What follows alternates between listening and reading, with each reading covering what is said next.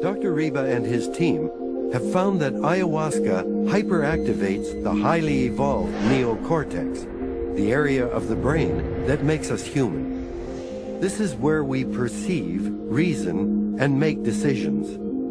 Ayahuasca also activates regions like the amygdala, which acts as a storehouse for early emotional memories, specifically the most traumatic or significant ones, like the loss of a parent. Finally, ayahuasca activates the insula, which is believed to create a bridge between our emotional impulses and our decision-making capacities.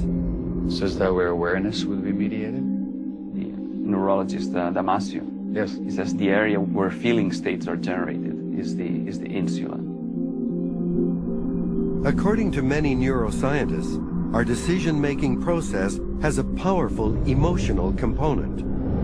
When any stimulus enters the brain tries to understand it based on previous experiences. In early life, powerful or traumatic events create an imprint on the brain, a pattern. This pattern is like a shortcut, activated every time we face a similar situation.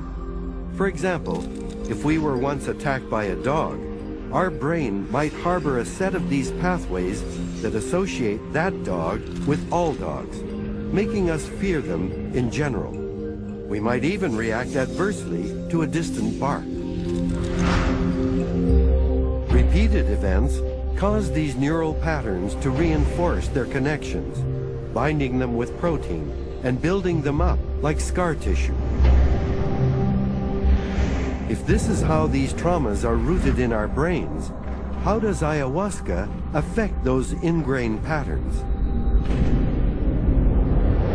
Ayahuasca hyperactivates the entire brain region where we store and process emotional memory, often uncovering long-forgotten memories.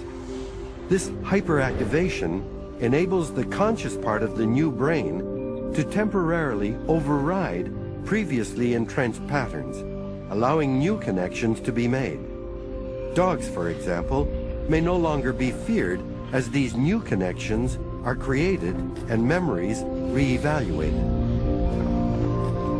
In field studies, ayahuasca users typically describe having emerged with new perspectives on past experiences and deeply rooted patterns of behavior.